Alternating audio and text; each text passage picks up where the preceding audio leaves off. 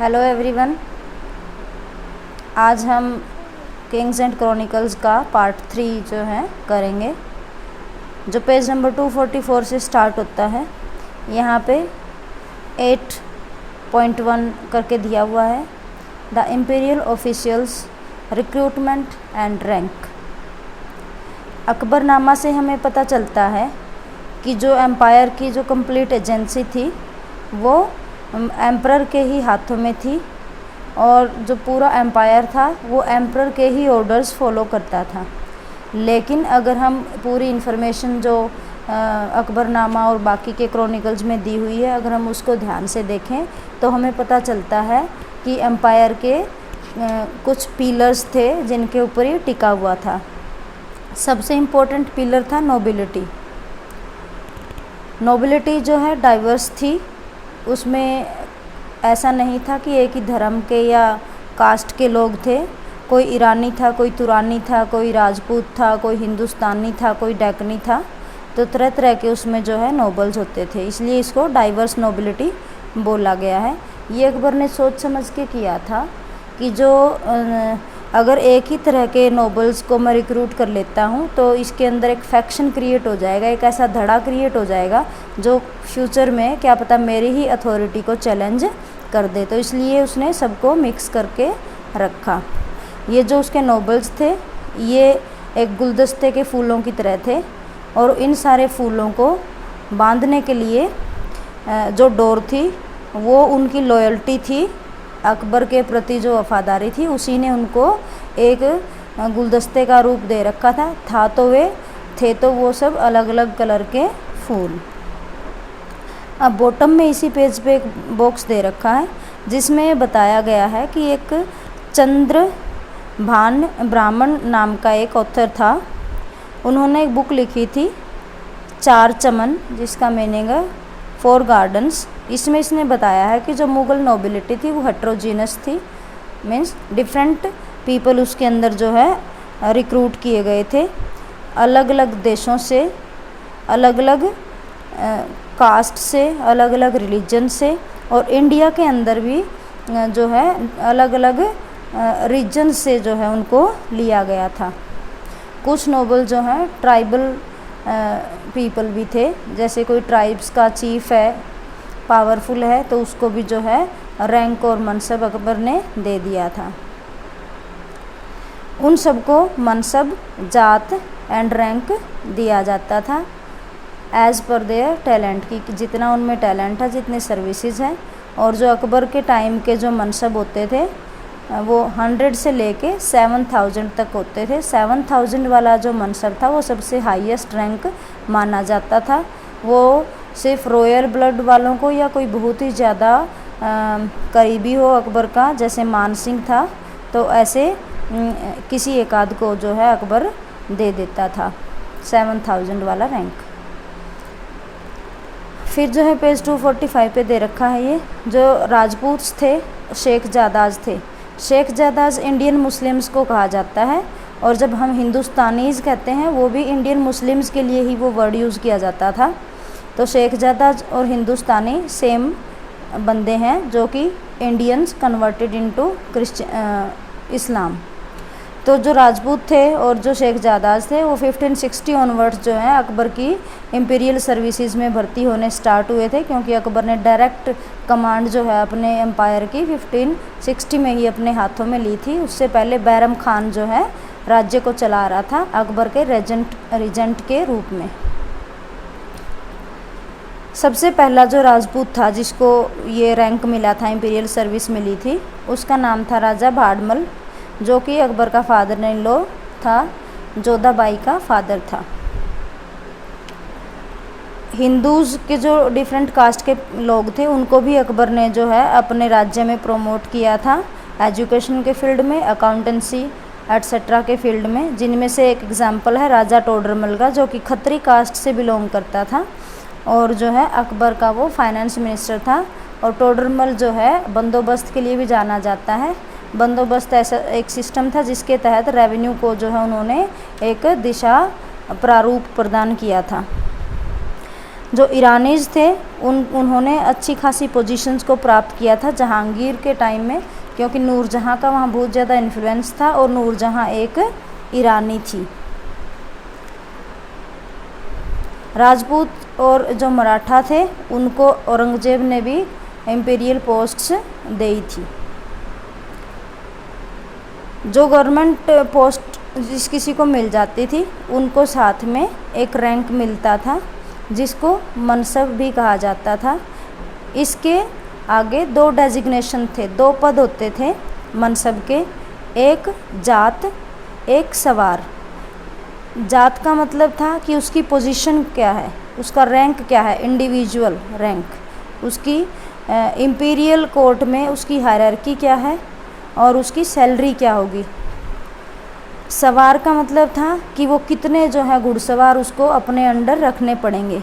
जैसे किसी का अगर जात 7000 है और उसका सवार जो है 2000 है तो उसको 2000 घुड़सवार रखने पड़ते थे, अपने अंडर रिक्रूट करने पड़ते थे।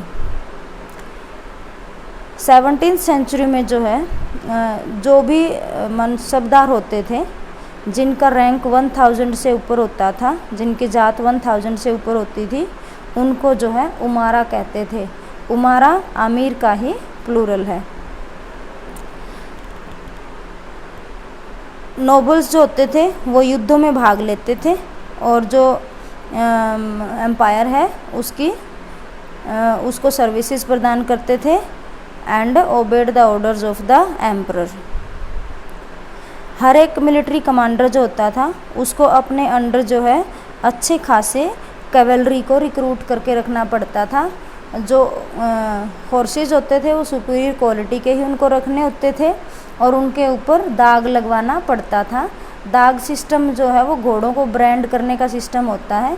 जैसे कोई आयरन की रोड ली, उस रोड के ऊपर ही जो एम्परर का डिज़ाइन बनाया हुआ कोई भी सिंबल है जो कि ये दर्शाएगा कि ये जो घोड़ा है ये राजा का है, तो उस रोड को जिसके ऊपर वो सिंबल बना होता है वो गर्म करके और घोड़े के साइड में लगा देते थे, तो उसके ऊपर एक दाग बन जाता था। इसको कहते थे कि हर हॉर्स के जो है दाग लगाते थे ताकि उसकी क्वालिटी बनी रहे, बीच में कोई ये ना हो कि वो अच्छी क्वालिटी का है और उसको बेच के और जब सेना में दिखाना पड़े तो कोई भी ऐसे ही घटिया क्वालिटी का घोड़ा जो है दिखा दे, तो इसलिए इन पे दाग लगा दिया जाता था। एम्परर जो होता था वो पर्सनली हर चीज़ को देखता था। किसी का रैंक चेंज हुआ है, किसी का टाइटल चेंज हुआ है, किसी की ऑफिशियल पोजीशन चेंज हुई है, तो हर चीज़ को जो है एम्परर इंडिविजुअली देखता था। अकबर ने ही मनसब को डिज़ाइन किया था और अकबर ने ही एक ऐसा भी सिस्टम क्रिएट किया था जिसके तहत वो नोबल्स को अपना डिसाइपल बनाता था, मुरीद बनाता था। क्योंकि यहाँ पे मुरीद का मतलब है जब अकबर ने दीन इलाही नाम का रिलीजन स्टार्ट किया था तो कुछ नोबल जो हैं अपनी एक्स्ट्रा वफादारी अकबर के प्रति दिखाने के लिए वो उस धर्म को फॉलो करने लग जाते थे और अकबर के मुरीद बन जाते थे। वो नोबल्स भी हैं और अकबर के शिष्य भी हैं, अकबर उनको गाइड भी कर रहा है स्पिरिचुअली। जब किसी भी नोबल को इम्पीरियल सर्विस मिल जाती थी तो उसके बाद जब रैंक मिलता था तो उसको बहुत ही ज़्यादा अच्छी पावर, वेल्थ और रेपुटेशन जो है इम्पीरियल कोर्ट में उसको मिलती थी और एम्पायर के अंदर सोसाइटी में भी। जिस किसी को भी इम्पीरियल सर्विसेज चाहिए होती थी वो किसी भी नोबल के तहत अपनी अर्जी देगा और फिर नोबल उस अर्जी को आगे एम्परर के सामने पेश करेगा, जिसको वो तजवीज़ कहते थे। एक मीर बख्शी नाम का इम्पोर्टेंट मिनिस्टर होता था जो पे मास्टर जनरल ऑफ मिलिट्री होता था। जब भी कभी भी रैंक वगैरह किसी को दिए जाते थे तो वो ओपन कोर्ट में एम्परर के राइट साइड में खड़ा हो जाता था और सारे कैंडिडेट्स को एम्परर के सामने प्रेजेंट करता था प्रमोशन वगैरह के लिए।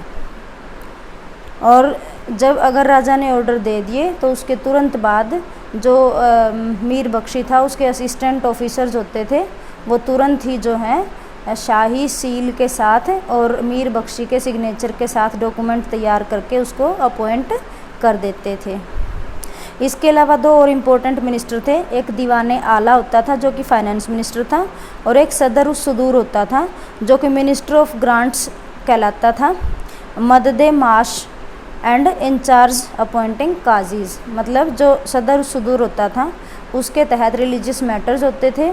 अगर किसी को स्कॉलर को ग्रांट वगैरह देनी थी वो भी उसी के तहत जाती थी। अगर कहीं पे जज अपॉइंट करना है तो वो भी इसी मिनिस्टर के अंडर होता था। तो ये तीन बहुत ही ज़्यादा इम्पोर्टेंट मिनिस्टर्स थे। ये तीनों ओकेजनली जो हैं राजा से मिलते थे एक एडवाइजरी बॉडी के रूप में, उसको सजेशंस देते थे, लेकिन ये एक दूसरे से लिंक्ड नहीं थे, इनके अपने अपने डिपार्टमेंट थे और ये इंडिपेंडेंट थे। इसके अलावा कुछ और भी एडवाइज़र होते थे अकबर के, तो उन सब की मदद से जो है अकबर पॉलिसीज़ बनाता था अपने राज्य की। जो वित्तीय जो है नियम थे या पॉलिसीज़ थे, किस तरीके से टैक्सेस लगाने हैं, कहाँ से पैसा आएगा, किस तरीके से ट्रेड को हम प्रमोट करेंगे, ये सारी पॉलिसीज़ जो हैं इनकी मदद से, इनकी सलाह वगैरह लेके अकबर बनाता था।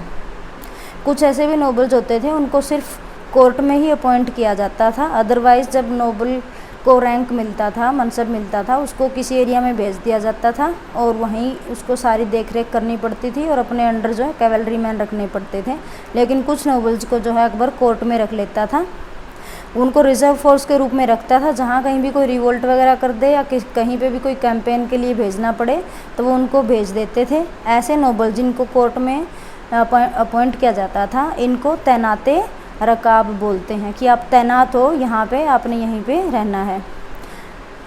और ये जो नोबल्स होते थे जो तैनाते रकाब कहलाते थे, ये सुबह शाम जो है अकबर को पब्लिक ऑडियंस हॉल में मिलने जाते थे, उसको सैल्यूट करने और अपना सबमिशन एक्सप्रेस करने। और ये लोग जो हैं अकबर के पूरे हाउस होल्ड को की सिक्योरिटी का जिम्मा जो है उठाते थे। 8.2 में दे रखा इंफॉर्मेशन एंड द एम्पायर, कि इतना बड़ा एम्पायर था, किस तरीके से जो है इंफॉर्मेशन का नेटवर्क था कि एक जगह से दूसरी जगह पे जो है ये सूचना भेजते थे। सबसे पहले इम्पोर्टेंट बात ये थी मुग़ल एम्पायर की कि हर चीज़ का जो है ये लोग लिख के रिकॉर्ड रखते थे। कोर्ट के अंदर भी एक वाक़िया नवीस अपॉइंट किया जाता था जो कि कोर्ट राइटर होता था, और वो जितने भी कोर्ट में एप्लीकेशंस वगैरह आती थी, राजा के दरबार में जितने एप्लीकेशंस वगैरह आती थी और डॉक्यूमेंट्स वगैरह होते थे, उन सब को वो रिकॉर्ड करता था। जितने भी राजा ने अगर कोई रॉयल फरमान दिया है वो भी उसको रिकॉर्ड करता था।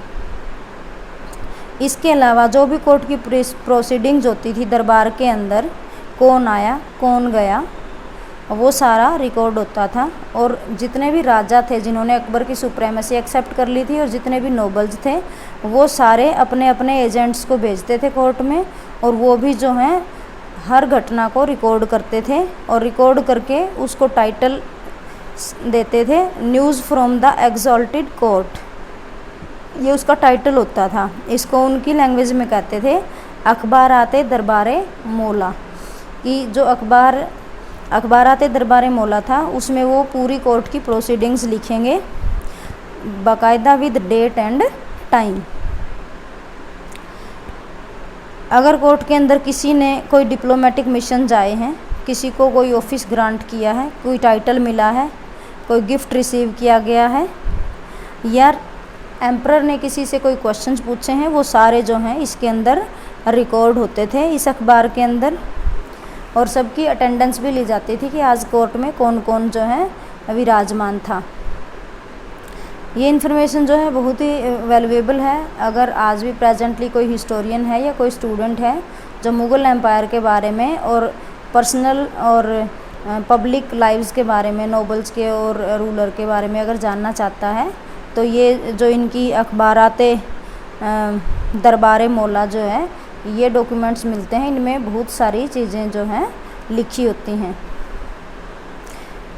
जो इनकी न्यूज़ रिपोर्ट्स होती थी वो पूरे मुग़ल एम्पायर में ट्रैवल करती रहती थी। इनके अपना जो है पोस्टल सिस्टम होता था जिसके तहत जगह जगह पोस्ट बना रखी थी, और ये जो पेपर्स होते थे उसको रोल करके बैम्बू के कंटेनर में डाल लिया जाता था। बैम्बू जैसे अंदर से खोखला होता है बाँस, उसमें रोल करके ये पेपर डाला और अपने जहाँ भेजना है वहाँ पे वो पोस्टल सिस्टम के तहत भेज देते थे।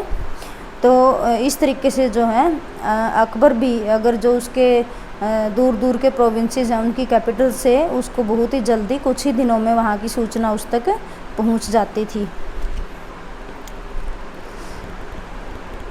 जो नोबल्स और ट्रिब्यूटरी रूलर्स के जो एजेंट्स होते थे वो भी सारी अनाउंसमेंट्स को और न्यूज़ वगैरह को कॉपी करते थे और फिर अपने मैसेंजर के तहत अपने नोबल के पास भेज देते थे। इस तरीके से जो है पूरा एम्पायर ये इंफॉर्मेशन नेटवर्क के द्वारा कनेक्टेड था।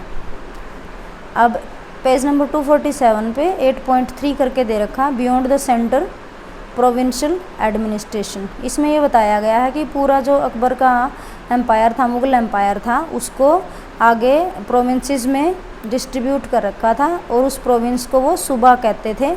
और सूबे का जो सिस्टम था एडमिनिस्ट्रेटिव वो एग्जैक्टली सेंटर की कॉपी होता था।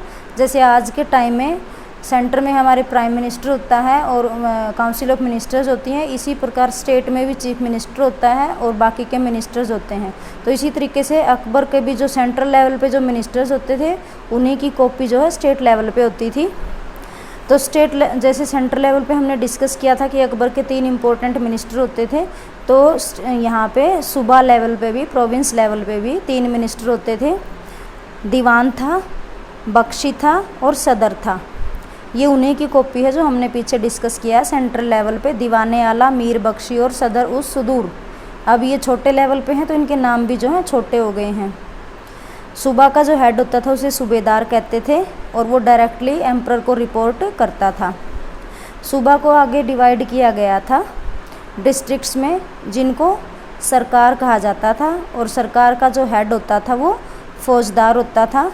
उसको फौजदार इसलिए कहते थे क्योंकि उसको अपने अंडर जो है कैवलरी मैन रखने पड़ते थे और गन मैन भी रिक्रूट करके रखने पड़ते थे।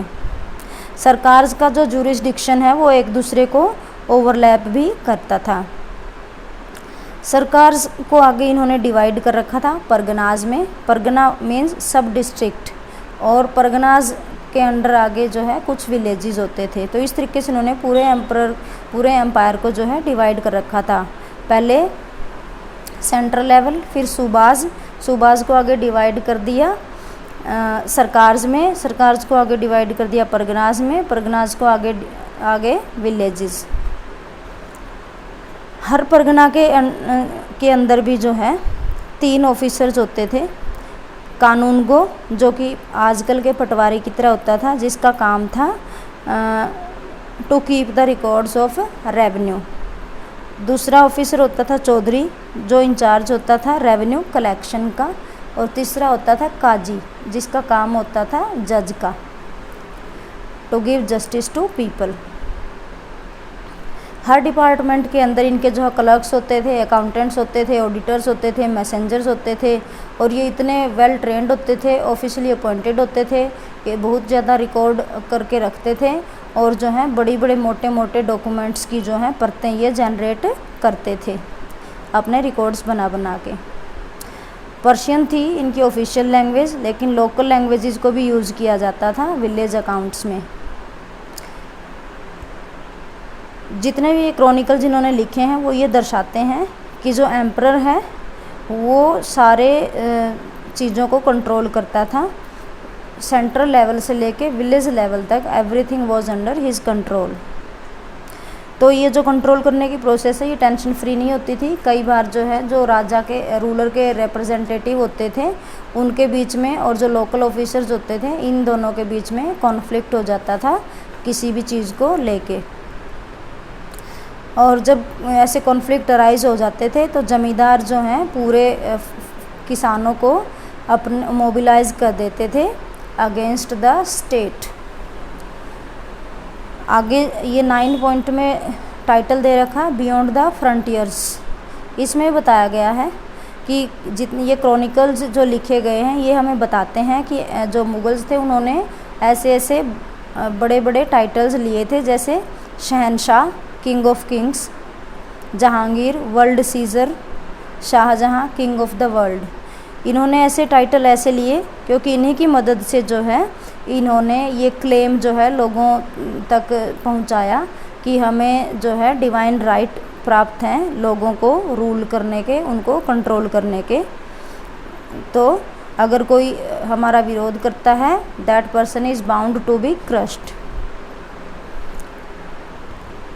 इसके बावजूद भी कुछ जो इनके समकालीन हिस्ट्रीज़ हैं वो हमें बताती हैं कि जो इनके अपने नेबर्स के साथ जो है डिप्लोमेटिक रिलेशंस भी होते थे, और नेबर्स के साथ इनका जो है कई बार कॉन्फ्लिक्ट भी हो जाता था, और एक आधी बार युद्ध भी हो जाता था नेबरिंग कंट्रीज़ के साथ।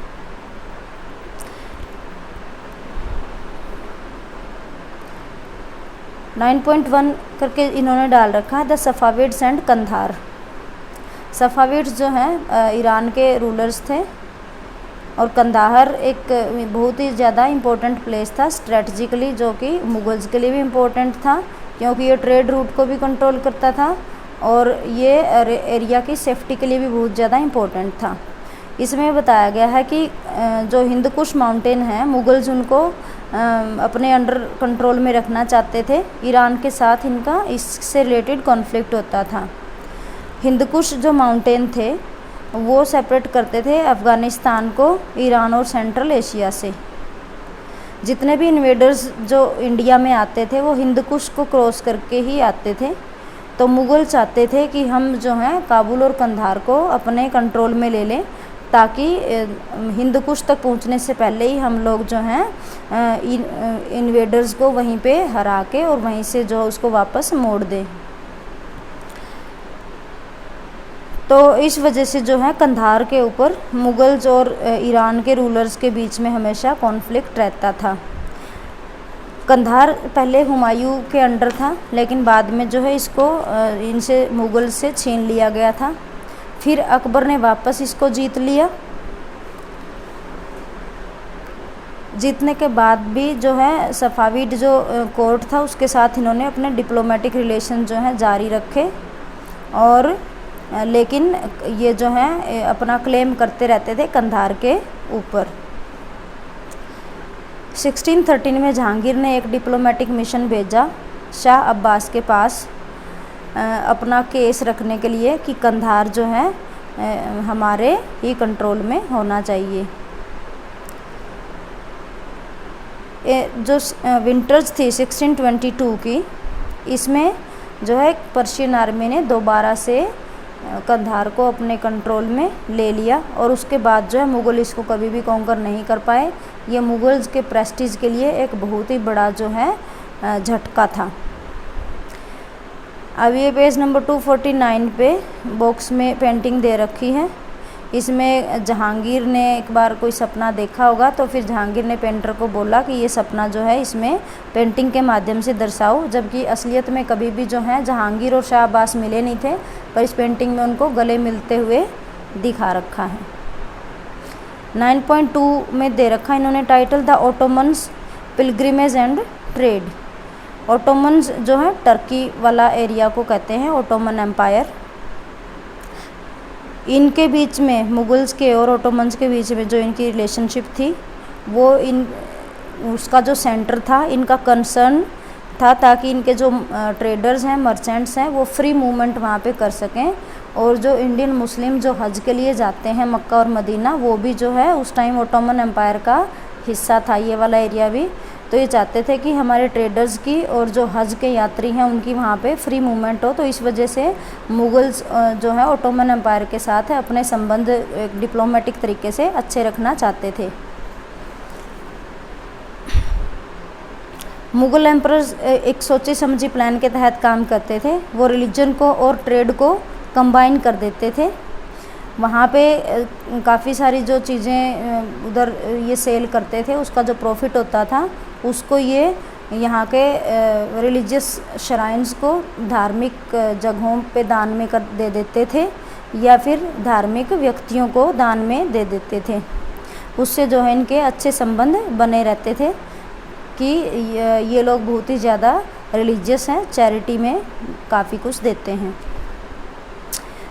लेकिन जब औरंगज़ेब को पता चला कि ये जो हम फंड देते हैं वहाँ पे रिलीजियस श्राइन्स में, इसको they don't distribute among needy, और अपने पास ही रख लेते हैं वहाँ के जो मुल्ला मौलवी होते हैं वो लोग, तो उसके बाद जो औरंगज़ेब ने फ़ंड देना वहाँ पे कम कर दिया था और उसका ये मानना था कि मैं इंडिया में ही जितने भी नीडी हैं उनको दे दूँगा। इंडिया भी इतना ही भगवान का घर है जितना कि मक्का और मदीना। सोर्स 4 है ये, पेज 250 पे दे रखा है। द एक्सेसिबल एम्परर, इसमें जो है मोन्सेरेट था, वो मेंबर था एक फर्स्ट जेसूट मिशन का जो कि मुग़ल दरबार में आया था। क्रिश्चियनिटी के बारे में वो जो है डिस्कस और डिबेट करते थे। तो मोन्सेरेट ने जो है अकबर के बारे में लिखा है कि अगर मैं अकबर के कैरेक्टर के बारे में और इसके बारे में ये कहता हूँ कि ये आम आदमियों के लिए हमेशा ही अवेलेबल रहता था, कोई भी जाके अकबर से मिल सकता था और बात कर सकता था, तो ये अतिशयोक्ति नहीं होगी।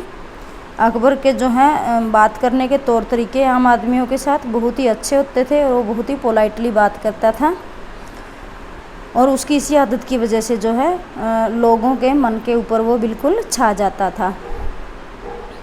9.3 में दे रखा इन्होंने जेसूट एट द मुग़ल कोर्ट। जैसा कि मैंने बताया था कि जो जीसस की इनकी एक सोसाइटी होती है, रोमन कैथोलिक सोसाइटी, जो क्रिश्चियनिटी को स्प्रेड करने के लिए जो है देशों में मिशन वगैरह भेजती है। तो वो गोवा में उस टाइम आए हुए थे क्योंकि गोवा पोर्टुगीज़ ने ऑक्यूपाई कर रखा था उस टाइम, यहाँ पे अपना बेस बना रखा है। तो अकबर ने जो है अपना एम्बेसडर भेजा था कि वहाँ से इनको बुला के लाओ, मुझे क्रिश्चियनिटी के बारे में डिस्कस करना है। तो यूरोप को जितने भी इंडिया के बारे में इंफॉर्मेशन मिली सबसे पहले, वो ये जो क्रिश्चियन मिशनरीज़ होते थे, इन्हीं ने जो भी लिखा अपने अकाउंट्स के रूप में, उसी से जो है यूरोप को इंडिया के बारे में इंफॉर्मेशन मिली थी। जो इन क्रिश्चियन मिशनरीज़ के जो अकाउंट्स होते हैं वही सबसे पहले रिकॉर्ड्स हैं जो किसी यूरोपियन राइटर ने जो है रिकॉर्ड किए थे।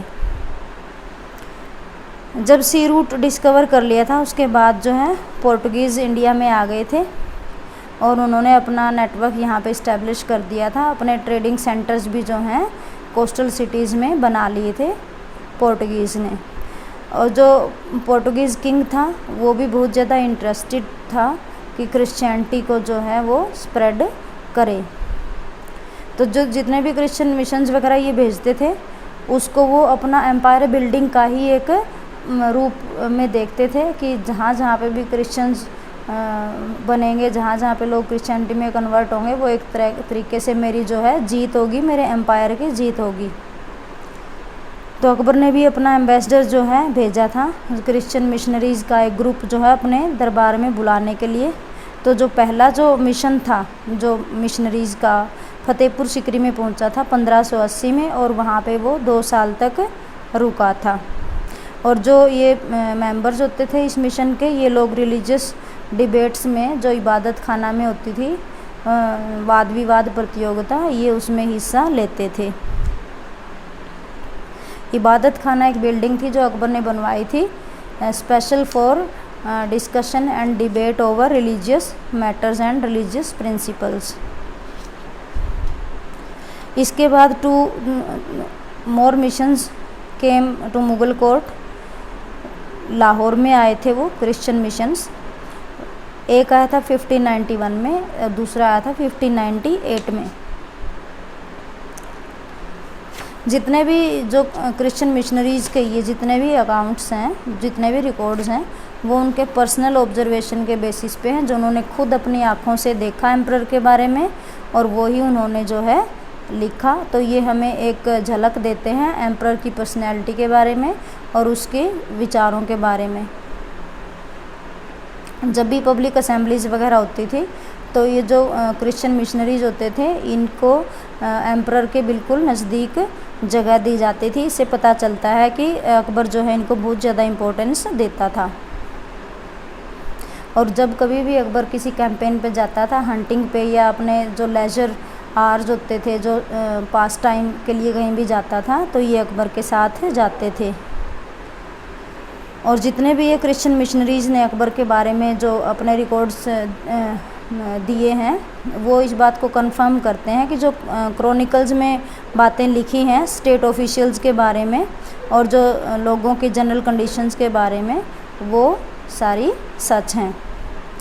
पेज नंबर 251 पे क्वेश्चनिंग फॉर्मल रिलीजन टाइटल डाल के दिया हुआ है कि अकबर जो है बहुत ही ज़्यादा रिस्पेक्ट दिखाता था इन क्रिश्चियन मिशनरीज़ के लिए। इस वजह से जो है एक बार इनको ये गलतफहमी भी हो गई थी कि अकबर की बहुत ज़्यादा इंटरेस्ट है, ये क्रिश्चियनिटी को अडॉप्ट करना चाहता है, लेकिन फिर बहुत ही जल्दी इनका भ्रम जो है दूर हो गया।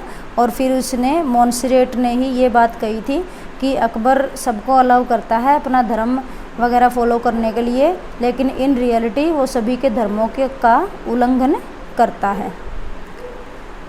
अकबर की जो इच्छा थी, जो क्यूरियोसिटी थी सभी धर्मों के बारे में जानने के लिए, उस वजह से वो इबादत खाना में जो है डिबेट करवाता था। वहाँ पे हिंदूज़ को, मुस्लिम्स को, जैन, पारसीज़ और क्रिश्चियन स्कॉलर्स को इनवाइट कराता था, उनकी डिबेट कराता था और उसको वो सुनता था। तो उनकी डिबेट सुन सुन के उसके जो रिलीजियस व्यूज़ थे वो मैच्योर हो गए और वो जो इस्लाम का ऑर्थोडॉक्स वे था रिलीजन को इंटरप्रेट करने का, उससे दूर हो गया और एक अपने ही सेल्फ कंसीव्ड रिलीजन की तरफ मुड़ गया, जिसको हम दीन इलाही कहते हैं, जिसमें उसने फोकस किया कि हमें जो है डिवाइन वर्शिप करनी है और हमें लाइट और सन को बहुत ज़्यादा रिस्पेक्ट देना है। बेसिकली जो दीन इलाही अकबर ने स्टार्ट किया था, उसने सभी धर्मों से कुछ ना कुछ अच्छे पॉइंट्स लिए थे और उसने कभी भी किसी को फोर्स नहीं किया कि वो इसको फॉलो करे। अपनी मर्ज़ी से लोग उसको फॉलो करते थे। हिंदुओं में से सिर्फ एक हिंदू ऐसा था जिसने फॉलो किया, उसका नाम बिरबल था। जैसे ही अकबर की डेथ हुई, अकबर के साथ ही ये रिलीजन की भी डेथ हो गई। जैसा कि हम जानते हैं कि जो अबुल फजल और अकबर हैं, उन्होंने ये फ़िलोसफी क्रिएट करी थी लाइट और सन की, और उसी के तहत जो है राजा की इमेज और जो उनकी आइडियोलॉजी थी उसको लोगों के दिलो दिमाग तक पहुंचाया था। इसमें इन्होंने ये बताने की कोशिश करी लोगों को कि अकबर जो है डिवाइनली इंस्पायर्ड पर्सन है, और जो डिवाइनली इंस्पायर्ड पर्सन होते हैं उनको उनके पास पूरा कंट्रोल होता है, पूरी सोवरेनिटी होती है लोगों को अपने अंडर कंट्रोल रखने की और अपने दुश्मनों को भी अपने अंडर कंट्रोल रखने की। अभी ये एक बॉक्स दे रखा बॉटम में, होम इन हरम। इसमें ये बताया गया है कि एक बंदा था अब्दुल कादिर बदायूनी, जो कि अकबर को बहुत ज़्यादा क्रिटिसाइज़ करता था। उसे अकबर के तौर तरीके पसंद नहीं थे। वो थियोलॉजियन था। थियोलॉजियन होता है जो रिलीजन को स्टडी करते हैं, उसको थियोलॉजियन बोलते हैं। और वो अकबर के दरबार में ही बैठता था, पर उसे अकबर के जो ये खुले विचार थे बिल्कुल पसंद नहीं थे। तो उसने एक बुक लिखी, मुंतखब उल उत तवारिख। इसके अंदर जो है उसने बताया कि अकबर जो है इस्लाम से बहुत दूर हो चुका है और वो अपने पैलेस के अंदर अपनी जो राजकुमार, जो हिंदू प्रिंसेस हैं, जो इसकी वाइफ्स बनी हैं, उनकी कंपनी में ये पैलेस के अंदर हवन करने की इजाज़त दे देता है। और उसमें ये भी बताया है कि 1578 में पहली बार अकबर जो है सूरज के आगे और फायर के आगे जो है इसने साष्टांग प्रणाम किया लेट के ज़मीन पे। और उसी दिन शाम को जब कोर्ट में कैंडल्स को और लैंप्स को जलाया गया तो सभी को लाइट के सम्मान में खड़ा होना पड़ा था। तो ये आपका चैप्टर ख़त्म हुआ। उम्मीद करती हूँ समझ में आया होगा। इसको अच्छे से समझने के लिए पहले अपने चैप्टर को पढ़ लेना और फिर इसकी रिकॉर्डिंग को सुनना, तो शायद सारी कॉन्सेप्ट्स आपकी क्लियर हो जाएंगी। Thank you, have a great day.